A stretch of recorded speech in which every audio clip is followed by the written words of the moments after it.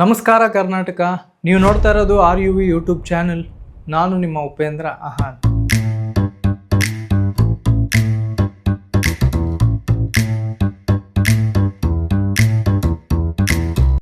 ಇವತ್ತು ನಾವು ಮಾತಾಡ್ತಾ ಇರೋದು ಒಬ್ಬ ಸಾಮಾನ್ಯ ಮನುಷ್ಯನ ಬಗ್ಗೆ ಅಲ್ಲ, ಇಡೀ ಜಗತ್ತನ್ನೇ ನಡಗಿಸಿದ ಒಂದು ಮಿಷಿನ್.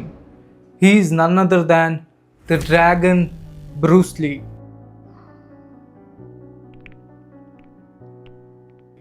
(1940) ಇದು ಚೈನೀಸ್ ರಾಶಿಯ ಪ್ರಕಾರ ದ ಇಯರ್ ಆಫ್ ಡ್ರ್ಯಾಗನ್. ಇದೇ ಇಸ್ವಿಯಲ್ಲಿ ಹುಟ್ಟಿದ್ದು ಬ್ರೂಸ್ ಲೀ. ಇವ್ರ ತಂದೆ ಲೀ ಹೋಯ್ ಶಾನ್ ಅವರು ಇವ್ರ ಮಗನಿಗೆ ಇಟ್ಟಿದ್ದ ಹೆಸರು ಲೀ ಸುಯಿ ಲಂಗ್ ಅಂತ. ಇದು ಚೈನೀಸ್ ಪ್ರಕಾರ ದ ಲಿಟಲ್ ಡ್ರ್ಯಾಗನ್ ಅಂತ. ಈ ಹಾಸ್ಪಿಟಲ್ನ ಒಂದು ನರ್ಸು ಇವ್ರಿಗೆ ಬ್ರೂಸ್ ಅಂತ ಇಡ್ತಾರೆ.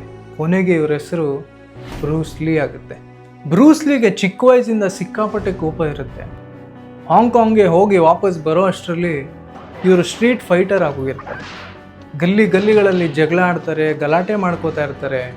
ಇದನ್ನ ನೋಡಿ ಬೇಜಾರಾಗಿದ್ದ ಇವರ ತಂದೆ ಈ ಹುಡುಗನ ಹೇಗಾರು ಮಾಡಿ ಸರಿ ಮಾಡಬೇಕು ಅಂತ ಹಿಪ್ಮ್ಯಾನ್ ಅನ್ನೋ ಮಹಾಗುರುಗಳ ಹತ್ರ ವಿಂಗ್ ಷನ್ ಅನ್ನೋ ಮಾರ್ಷಲ್ ಆರ್ಟ್ಸ್ ಕಲ್ಸಕ್ಕೆ ಸೇರಿಸ್ತಾರೆ. ಅಲ್ಲಿಂದ ಶುರು ಆಗುತ್ತೆ ನೋಡಿ ಈ ಬೆಂಕಿಯ ಪಯಣ. ಬ್ರೂಸ್ ಲೀ ಸ್ಟ್ರೀಟ್ ಫೈಟರಿಂದ ಡಿಸಿಪ್ಲಿನ್ಡ್ ವಾರಿಯರ್ ಆಗಿ ಟ್ರಾನ್ಸ್ಫಾರ್ಮ್ ಆಗ್ತಾರೆ. ಬ್ರೂಸ್ ಲೀ ಪ್ರಕಾರ ಮಾರ್ಷಲ್ ಆರ್ಟ್ಸ್ ಅಂದರೆ ಫೈಟಿಂಗ್ ಅಲ್ಲ, ಇಟ್ಸ್ ಎ ಸೆಲ್ಫ್ ಮಾಸ್ಟರಿ. ಇರೋ constant daily practice, hours and arts practice with no excuses. ಇವರ ಪವರ್ಫುಲ್ ಪಂಚಸ್ಸು, ಬಾಡಿ ಕಂಟ್ರೋಲು, ಫ್ಲೆಕ್ಸಿಬಿಲಿಟಿಯಿಂದ ಇವರ ಬಾಡಿನ ಒಂದು ವೆಪನ್ ಆಗಿ ಟ್ರೈನ್ ಮಾಡ್ಕೋತಾರೆ. ಬ್ರೂಸ್ ಲೀ ಹಾಂಗ್ಕಾಂಗ್ ಬಿಟ್ಟು ಅಮೇರಿಕಾಗೆ ಹೋಗಕ್ಕೆ ಡಿಸೈಡ್ ಮಾಡ್ತಾರೆ.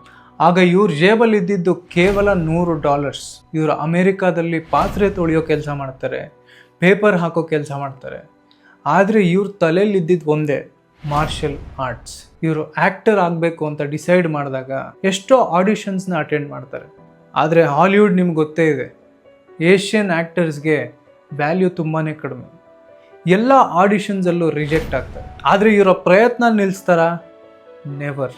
ಇವರು ಮಾರ್ಷಲ್ ಆರ್ಟ್ಸ್ನ ಮುಂದೆ ಮಕ್ಕಳಿಗೆ ಹೇಳ್ಕೊಡೋಕ್ಕೆ ಶುರು ಮಾಡ್ತಾರೆ. ಗ್ರ್ಯಾಜುಯಲಿ ಇವರ ಸ್ಟೈಲ್ಸ್ ಫೇಮಸ್ ಆಗುತ್ತೆ, because he was different. Bruce Lee ಒಂದು ಸಾಮಾನ್ಯ ಮನುಷ್ಯನೇ ಅಲ್ಲ, ಹಿ ವಾಸ್ ಅ ಮಿಷೀನ್. ಇವರು ದಿನಕ್ಕೆ 5,000 ಪಂಚಸ್ಸು, ಸಾವಿರಾರು ಕಿಕ್ಸ್ನ ಪ್ರಾಕ್ಟೀಸ್ ಮಾಡ್ತಾ ಇದ್ದಾರೆ. ಇವರ 2 ಫಿಂಗರ್ ಪುಷಪ್ಪು ಮತ್ತು 1 ಇಂಚ್ ಪಂಚು ಇವತ್ತರೆಗೂ ಯಾರು ಮಾಡೋಕ್ಕೆ ಸಾಧ್ಯನೇ ಆಗಿಲ್ಲ ಅಂದರೆ ನಂಬಿ.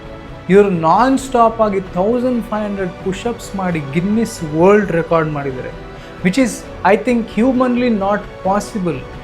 I fear not the man who has practised 10,000 kicks at once, but I fear the man who has practised 1 kick 10,000 times. ಇದು ಬ್ರೂಸ್ ಲೀ ಅವರ ಫಿಲಾಸಫಿ.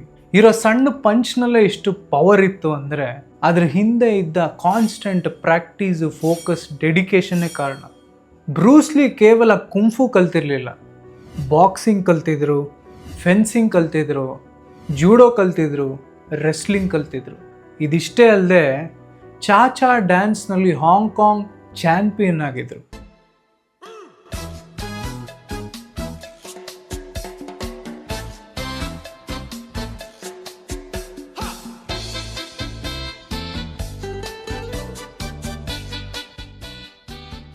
ನಂಬಕ್ಕೆ ಕಷ್ಟ ಆಗ್ತಿದೆ ಅಲ್ವಾ, ಬಟ್ ಇದು ಸತ್ಯ. ಇವರು ಇಷ್ಟೆಲ್ಲ ಕಲಿತು ಹೊಸ ಶೈಲಿ, ಹೊಸ ಫಾರ್ಮೆಟ್ನ ಸೃಷ್ಟಿ ಮಾಡ್ತಾರೆ. ಅದೇ ಜೀಟ್ ಕ್ಯೂನ್ ಡೋ. ಇದರ ಅರ್ಥ the fist intercepting, using no way as a way. ಸಿಂಪಲಾಗಿ ಹೇಳಬೇಕು ಅಂದರೆ ಫ್ಲೆಕ್ಸಿಬಲ್ ಆಗಿರಿ, be adaptive, don't trust anything blindly ಅಂತ. ಇದು ಜಸ್ಟ್ ಮಾರ್ಷಲ್ ಆರ್ಟ್ಸ್ ಅಲ್ಲ, ಇದು ಒಂದು ಲೈಫ್ ಫಿಲಾಸಫಿ. ಫೈನಲಿ ಇವ್ರ ಟ್ಯಾಲೆಂಟ್ಗೆ ಒಂದು ರೆಕಗ್ನಿಷನ್ ಸಿಗುತ್ತೆ. ಇವರು ಮೂವೀಸ್ಗೆ ಎಂಟರ್ ಆಗ್ತಾರೆ. Enter the dragon, the fist fury, the big boss ಅನ್ನೋ ಸಿನಿಮಾಗಳಿಂದ ಇವರು ಗ್ಲೋಬಲಿ ಒಂದು ಇಂಪ್ಯಾಕ್ಟ್ ಕ್ರಿಯೇಟ್ ಮಾಡ್ತಾರೆ. ಬ್ರೂಸ್ ಲೀ ಒಂದು ಇಂಟರ್ನ್ಯಾಷನಲ್ ಐಕಾನ್ ಆಗ್ತಾರೆ. ಬರೀ ಫೈಟಿಂಗ್ ನೋಡ್ತಾ ಇದ್ದಿದ್ದ ಆಡಿಯನ್ಸು ಅವರ ಸ್ಪೀಡು, ಪವರು, ಎಕ್ಸ್ಪ್ರೆಷನ್ನು, ಪರ್ಫಾರ್ಮೆನ್ಸ್ ನೋಡಿ ಆಡಿಯನ್ಸು ಶಾಕ್ ಆಗ್ತಾರೆ. B water my friend. ಹೇಗೆ ನೀರನ್ನ ಒಂದು ಪಾತ್ರೆಗೆ ಹಾಕಿದ್ರೆ ಆ ಶೇಪ್ ತಗೊಳುತ್ತೋ, ಹಾಗೆ ಒಬ್ಬ ಮನುಷ್ಯ ಪರಿಸ್ಥಿತಿಗೆ ತಕ್ಕಂತೆ ಬದಲಾಗಬೇಕು, ಫ್ಲೆಕ್ಸಿಬಲ್ ಆಗಬೇಕು ಅನ್ನೋದು ಬ್ರೂಸ್ ಲೀ ಅವರ message. like water. Now you put water into a cup, it becomes the cup. You put water into a bottle, it becomes the bottle. You put it in a teapot, it becomes the teapot. Now water can flow or it can crash. Be water, my friend, like that. Enter the dragon ಅನ್ನೋ cinema release ಆಗೋ ಕೆಲವೇ ದಿನಗಳ ಮುಂಚೆ, ಅಂದರೆ July 20, 1973, ಕೇವಲ 32 ವಯಸ್ಸಿನಲ್ಲಿ brain ಸ್ವೆಲ್ಲಿಂಗಿಂದ Bruce Lee ಅವರು ತೀರ್ಕೋತಾರೆ.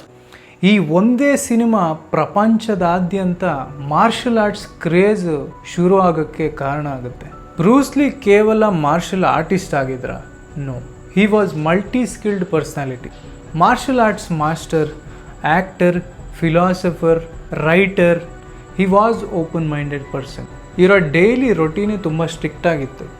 Workout, learning, practising, focusing without any distractions. He was very confident but not arrogant. He always wanted to improve himself. Bruce Lee ಅವರ ಸ್ಟೋರಿ ನಮ್ಗೇನು ಹೇಳ್ಕೊಡುತ್ತೆ? ಬ್ಯಾಕ್ಗ್ರೌಂಡ್ ಇಂಪಾರ್ಟೆಂಟ್ ಅಲ್ಲ, ಟ್ಯಾಲೆಂಟ್ ಮಾತ್ರ ಇಂಪಾರ್ಟೆಂಟ್ ಅಲ್ಲ. ಮತ್ತು ಏನು ಇಂಪಾರ್ಟೆಂಟು? Consistency, focus, dedication. ಇದು success ಕೊಡುತ್ತೆ. ಇಫ್ ಯು ಫೋಕಸ್ ಡೀಪ್ಲಿ, ನೀವು ಒಂದು ಸ್ಕಿಲ್ಲಲ್ಲಿ ಮಾಸ್ಟರ್ ಆಗ್ಬೋದು.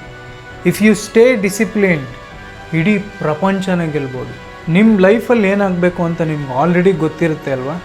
So don't wait for the perfect situation, you need a perfect mind set.